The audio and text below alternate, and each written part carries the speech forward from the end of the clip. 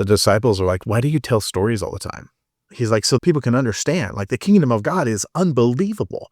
So I have to tell stories and parables and analogies and things to help people understand. He is the greatest storyteller. His story is the best, but he's the best storyteller ever. And the Lord just said, hey, what kind of stories do you want to tell? And so then I was on a quest. This is the Faith and Family Filmmakers podcast, helping filmmakers who share a Christian worldview stay in touch, informed, and inspired. Quiet on set. Rolling. Today's host is Geoffrey Whitt. Hey there, welcome back to the Faith and Family Filmmakers podcast. I'm Jeff, and I'm excited to be back with you today with Jason Munden. Welcome, Jason. Hey, thanks for having me. This is fun. Jason is the owner-operator of Blue Eye Productions, and he is a seasoned professional with 2 decades of experience in the film video industry. Throughout his career, he has demonstrated an exceptional talent for storytelling through video, honed since his high school days. With a portfolio boasting thousands of videos produced for over 250 companies, Jason's expertise spans from startups to Fortune 100 giants. Notably, Jason has collaborated with NBC Universal, lending his skills to the casting of TV shows. His passion for the people process shines through in his work as he excels in making individuals feel at ease, confident, and assured of success.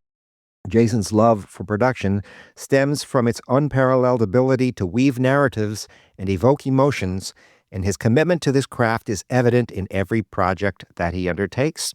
It's great to have you, Jason. Oh my gosh. Thank you for having me. This is exciting. Cool. So fun. Yeah. Well, our connection, I think it no doubt goes back to and is woven through your relationship with Jaclyn as a writer. Yeah, for sure. You guys connected some time ago. We'll get into that actually, because I don't remember off the top of my head when it started. I know Sure. you've worked on some projects, and you've wanted to work on projects, and you've worked towards things together, and some worked, some got put aside. But let's go back first of all to how you began. Where did film, video all start for you? Yeah, great question. I mean, I have to go all the way back to probably early 80s, maybe, 81, 82 probably. We're talking like Dukes of Hazzard and The Incredible Hulk and then Airwolf and then Knight Rider. I mean, all of those things. And then by 86, Top Gun, but not just like the action and fun. Like Michael J. Fox was a huge influence on my life. I was Michael J. Fox when I was younger, like A Secret of My Success, Teen Wolf, all those like great. And Back to the Future, just that guy liked by everybody, right? So that was my thing. So I was in the front of the camera a lot, all through junior high school. I just actually was Facebooking with an old friend of mine who used to take VHS tapes of all of our youth groups, all of our skits, all of our things. So he's got some blackmail material on me in front of the camera. Of course, I looked a bit different back in the day. I was just a young and athletic and all those kind of things. So we had a great conversation just reminiscent about that season of life. But those were the things, like my friend and I, we would do skits till 4 a.m. and just make up stuff and just random. I have a really, really great actor friend. And we'd find a scene and we'd play with it, we'd work with it, we'd work on it. But by like 80, I want to say 88, I'm so dating myself, which I'm okay with now. But by like 1988, 89, I really was like, okay, I got to get a good camera. I want to start, doing film or whatever. And then I got into high school and I happened to have one of the best speech and communications instructors that you could ever ask for. His name is Mac Bledsoe, and he is the father of Drew Bledsoe, who is a famous football player, really famous because Tom Brady took his job. But Drew was just 2 years older than I was. He went to school he was at the same age as my brother, but Mac Bledsoe, his dad, was a phenomenal communicator, phenomenal leader, also like a high school football coach as well. But Mac, started grading me on my potential and not grading me just because I was a really good communicator. It pissed me off at first, but then he was like, hey, you're only going to get better if you're grading to that which I think you can do. So that was like year one. It was definitely like like a Karate Kid kind of experience where it's like, I found my Mr. Miyagi, Cool. only this guy was 6'5" and a cowboy.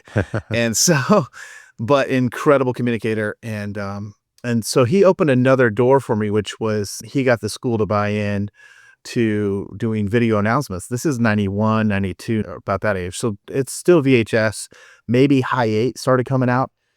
But gosh, that's where my journey began. And we started the first, it was the first on campus, kind of like Wahai News or just, what was going on, what's happening. And I would do, again, a lot of the front of the camera, but that's where I started learning back a camera because it was us. It was me and one other guy.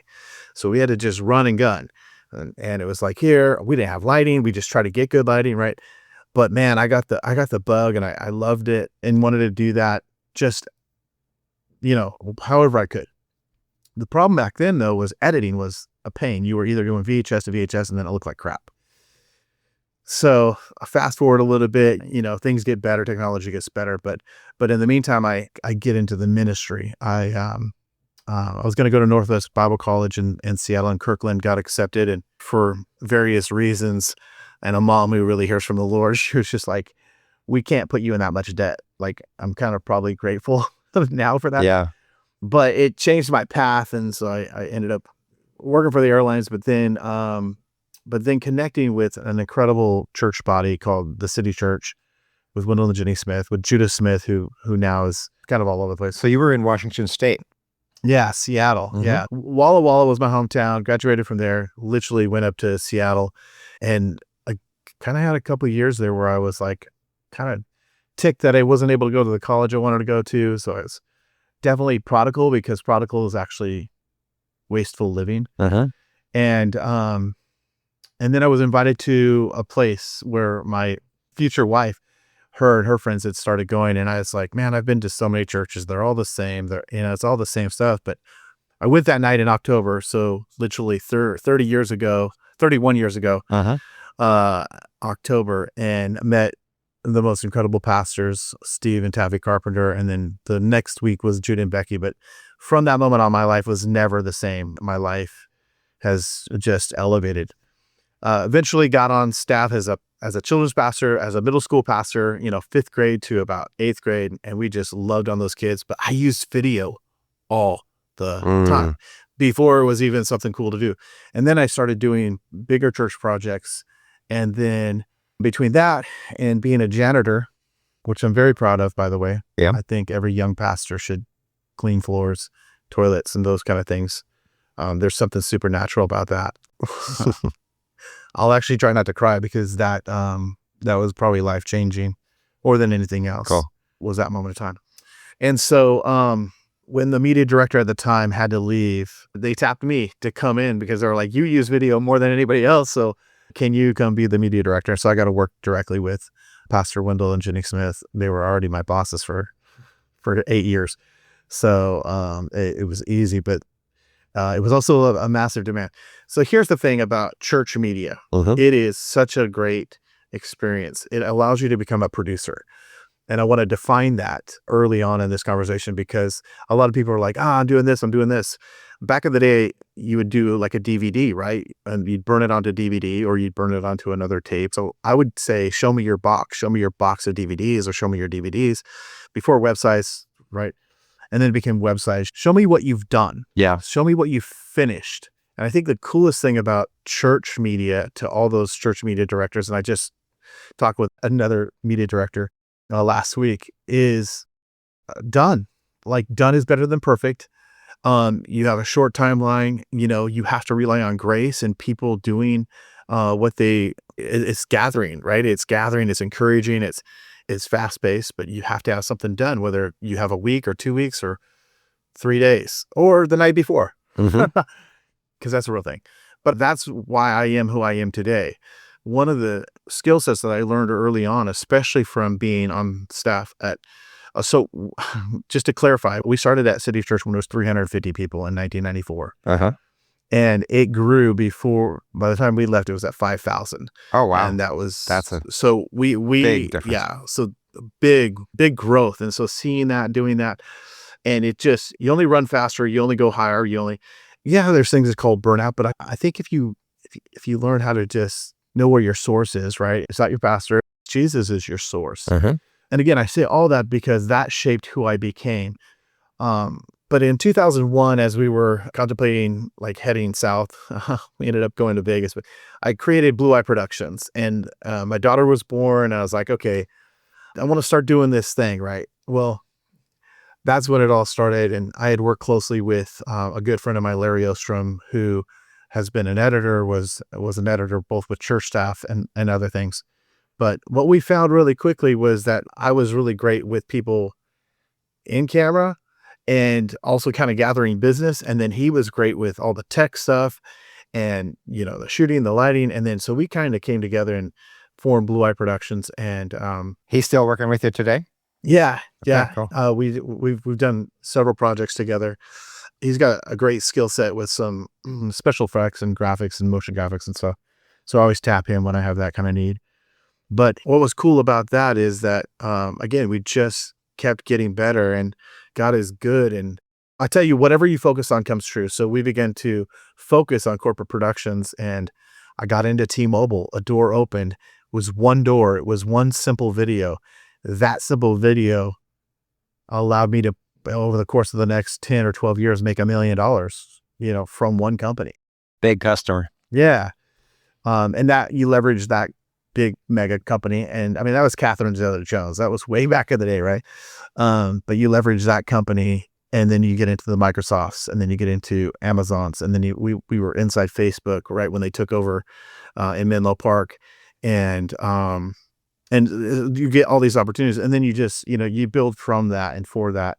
And I've met incredible people along the way. But then that entire time, I'm like, gosh, this is great. This is fun. And, putting some money in my pocket, raising my girls and my kids. And then it's like, but what is my calling? Are you in And so- California by this point? I know you said first you moved to Las Vegas. Yeah. So we moved to Vegas, and I realized I didn't want to raise my kids in Vegas. So I started making plans. So my daughter, Jewel, was born in Vegas the day after we moved to California. I had already taken another media director job. Thank God for the church. I love the church. I've paid my dues and did my time, and I forever will be grateful for that. And it's opened a lot of doors. I'm still working for the church, still doing some really cool stuff. But we get to California, and I'll say this probably a few times, but whatever you focus on comes true. Mhm. So if you're focusing on the things that didn't happen or haven't happened for you, that's going to be where you're going to be at. If you focus on the things that you want and or want to become, those things come true. And every time you put emotion or you do something to that effect, it's only going to grow. It's Mhm. only going to get better. So I began to focus on coming to Hollywood, and we moved outside the city, and then eventually found our home in Agora Hills, California. And proximity is power. Mhm. I'm going to say a few things, but proximity is power. So we, oddly enough, moved to like producer central area, very large Jewish community, and a lot of film producers, TV producers lived out in the area that we landed in, and our kids all got into school. And so, I mean, my daughters were going to school with some pretty cool people. One of those people was Dean Holland, who was an editor on The Office, Mhm. and ended up becoming buddies with him and a couple other people, and that just began to open doors. Had done a couple of things in Hollywood. I even tried to act a little bit, but I think I just fell so much in love with being on the other side of the camera that I'll step in. I've done a couple of small things, Yeah. fun things. I've done training videos where I'm like, I'm the idiot, right? And so acting's still kind of a passion. But again, the next thing to the next thing to the next thing. And what happened was doors began to open, and you walk through them with as much confidence, as much gumption as you can, and a door opened to work with some of those guys that have made some of the best television Cool. in the entire planet. So in the meantime, you're primarily doing commercial work, or maybe even totally doing commercial Mhm. work. When did narrative or Yeah. film start to weave into there? Yeah, great question. You brought me right to where I needed to be. So at that point, yeah, I'd been doing the T-Mobiles, the Microsofts, and startups, and all, everything corporate that you can imagine. We've done it: marketing, product placements, all those kind of things. Uh-huh. And then these doors begin to open with like NBC Universal and working with some of these guys that, again, did The Office, Mike Shore and Morgan Sackett, and some of these guys who have been around for a while and have done some really, really great things.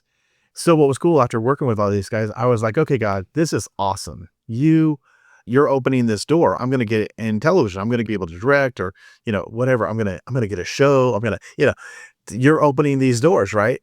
Because we were working with them in casting and all that. Is super, super cool. I'm extremely blessed to have that. It's like going into masterclass working with these incredible, producers. And then about, I want to say 2021, 22, COVID, post-COVID, I really started seeking God more than I ever had. I'd done some major things to like get my life and be the best version of myself. Mm-hmm. And then it hit me one day. It's like, what kind of stories do you want to tell? And I was reading in Matthew and, the part where the disciples are like, why do you tell stories all the time? He's like, so people can understand, like the kingdom of God is unbelievable. So I have to tell stories and parables and analogies and things to help people understand. And he is the greatest storyteller. His story is the best, but he's the best storyteller ever. And the Lord just said, hey, what kind of stories do you want to tell? And so then I was on a quest, and this is where Jaclyn comes in. So I was on a quest. It's crazy. I live in LA, basically. I mean, Northwest LA. And I started asking all my writers friends, like, hey, do you have 10 pages? Do you have 20 pages? Do you have a short film? Do you want something? Because I needed to make something as a narrative. I needed to show my skill. Yep. We did a lot of great stuff in corporate, and we told stories in there, but it's just different because it's a different language. And so pray. And then I started getting scripts, and they were just like gross. They just weren't good. They were just like, oh, I've seen that movie. I've seen that movie. Now you're just changing this and doing that. Like, and it was like, okay. Hard Faith Fest is coming to New York City on Saturday, December 6th from 10 a.m. to 7 p.m. at the Producers Club in Manhattan, just one block away from Times Square. This one-day event brings filmmakers and audiences together for honest and deeply human stories of faith, struggle, and redemption. The theme for this inaugural New York City festival is In the Bleak Midwinter. Along with bold screenings, we'll host workshops led by industry veterans and our Pitch Fest, as well as an award show and an after party. Hard Faith exists to tell stories that liberate. Join us. Tickets and info at hardfaithfest.com. Please buy your tickets while supplies last. Ever watched an unsatisfying movie and wondered why it fell flat? The premise was great. The acting was pretty good. But the story itself left you feeling just meh. Don't let those stories be your stories. In my new book titled In the Beginning, Middle, and End, a screenwriter's observations of life, character, and God, I venture into developing and writing deep characters and satisfying storylines. But not only do I explain writing techniques in an entertaining way, sharing scenes from my own screenplays, but I parallel storytelling to life itself. Discover how to be the hero in your own hero's journey, how to engage with your author, and how to recognize when he's guiding the plot points of your life. In the Beginning, Middle, and End, a screenwriter's observations of life, character, and God by Jaclyn Whitt. Available now on Amazon. Link in the show notes. And praying. And then Jaclyn and I got on a call because this other guy has a real life story that he wanted told, and she was working on that. And we got on a call, and then I realized that she was faith based. And then we just kind of connected. I was like, let's have a chat. And so we chatted, and she's like, oh, I have like 10 scripts. And I think one of the first ones that she sent me was like Junkman. Oh yeah. And I was like, okay, this is good. This is a good script. Anyway, a couple of months go by, and then she sent me a few more. And I was like, okay, she can write. This is good. And then we're trying to work on this other project. And then I think like almost a whole year, because we were bouncing between working with this guy and doing some other things, and she had some stuff. But I liked because she was a doer. She was getting some things done. And I think this was all before FAF Associates too. I think it was all before. Yeah. this. Well, we might have started, but we started on a different scale than where we are right now. We didn't have the membership and the meetups and whatnot. So yeah. So eventually, what happened is I got connected with this book authors, and they wrote the book Ripple. And it was like, again, my thing with God was like, I want to be a faith. I want to tell your story, but it can't be, no offense, pure flakes, right? Because my life, if people knew my full story, is like, dude, what the heck? Yeah. Right? Like, he's a real God with real, redeeming powers and things, and real raw redemptive, right? So when I found this story, Ripple, it just was cool. Like, it felt like something I could do. It's a rock star gone bad, right?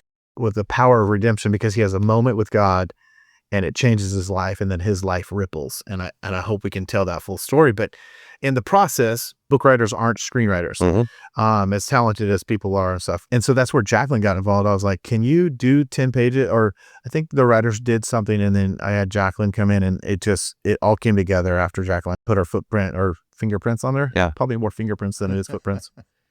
And we got that made, and that was awesome. And that won quite a few awards, I believe, as a proof of concept, or as a short film, which you made as a proof of concept. Yes. Yeah. And that's exactly what happened. And that has been part of the learning of all this. Is like, you're always kind of 8 months to a year behind schedule in one sense. Like, we made that in the summer of 2024, and we really didn't see any kind of traction on it until the summer of this summer, 2025. And we did Hard Faith. We won Best Short at Hard Faith, and Demetrius won. So yeah, we got 4 awards out of 12 that we were up for, but just that was really cool. And then in the process, again, you do the next right thing. You keep falling forward, and then you just learn. So I just want to point out that there's another little piece to the story there, because your main character in Ripple was Willie Molina. And you met Willie through one of the FAF table reads of Jaclyn's script of A Junkman, which you mentioned a minute ago, I believe. Yeah. Yeah, that's a great story. And that's really where everything kicked in, because I want to do a shout out to somebody else as well. Gene Weger from Treasure Coast Talent. Treasure Coast. Thank you so much. Gene was awesome. Okay, so great story. And if anybody's out there listening to this, which I hope they are, but it's important to do table reads, especially whether you're supporting the writer, whether you're as an actor, just do table reads. It's work. It's getting in reps. I can't encourage people. And I know table reads aren't supposed to be your craft, but play a little bit. Like, stay on track. Don't be a distraction, but play. So this is an amazing story, because again, Jaclyn and I, like a year before, she had sent me Junkman. And then I circled back. I was like, hey, I remember one that I liked. It was a biker thing. She's like, oh yeah. And hey, we did a table read like 2 months ago. I was like, well, send it to me. And I'm like, what am I going to get off a table read? But I'm like, at least it'll be a fun way to go through the script. Again, focused on the next step, focused on doing the next thing that, and my whole progress also with, okay, God, I'm going to tell you a story, but I'm going to need an actor that I believe in, that can hold it, like a Heath Ledger type, right? Somebody who's super talented, super free, and the camera captivates them. That was like my request.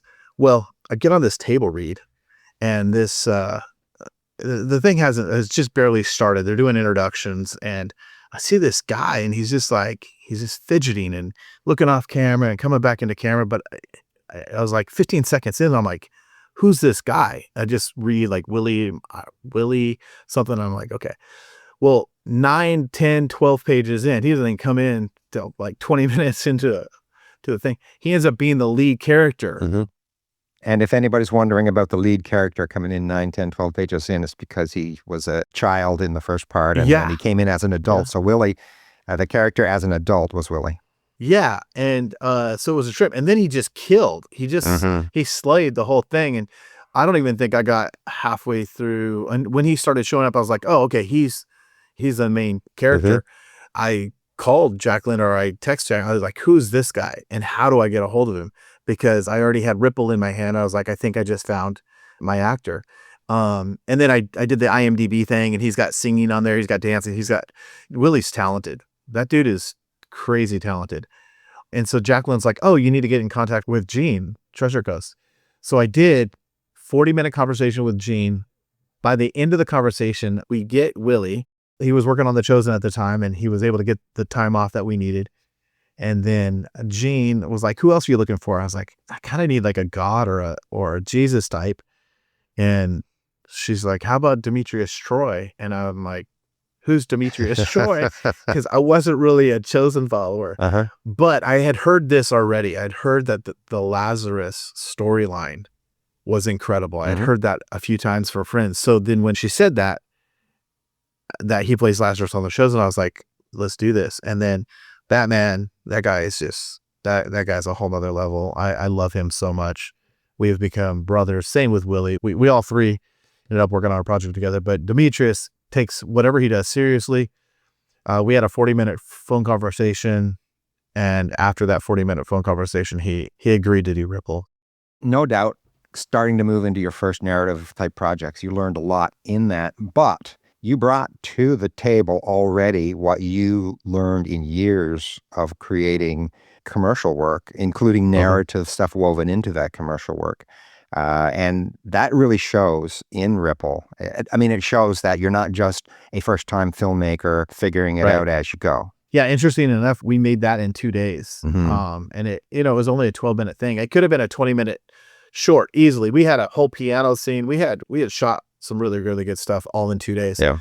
But I just felt like shorter is better. And I had been to a couple of film festivals where it's like, oh my gosh, you could have been, again, I don't want to speak down to anybody, and that's why I would never name names, but like you were done with your story about 10 minutes ago, or you could have brought that piece shorter. Chances are, if you condense and make things concise, it's going to be clearer. It's the same with everything. It's the same with screenplays, same with marketing. When you can narrow down your words and you do it again and do it again, the more you condense it, usually the more clear it becomes. 100%. So you, if I'm not mistaken, you've used Willie in more than one project. Yeah, absolutely. So Willie and I, we are 3 projects in. And the project in between Ripple, and again, both Willie and Demetrius won awards for acting, best actor and best supporting actor, which so deserved. And then Demetrius worked on this one as well. But we did Hidden Women of Jesus for Soren Bacher, which was again a book. And so Willie was an associate producer on that one.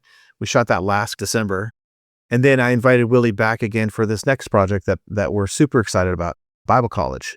Well, we're going to talk about Bible College as we get into the next episode because we've run out of time. Bible College is pretty exciting. Yeah, coming up for the premiere, first showing at Hard Faith Festival in December in New York City. So we're all looking forward to being there for that.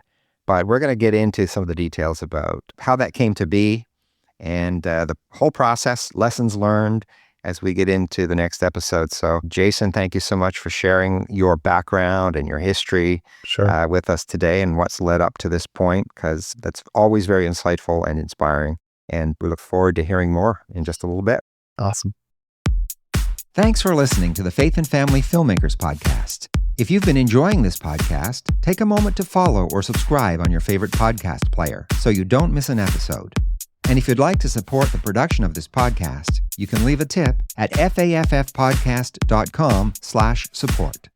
Bringing filmmakers together for faith and family.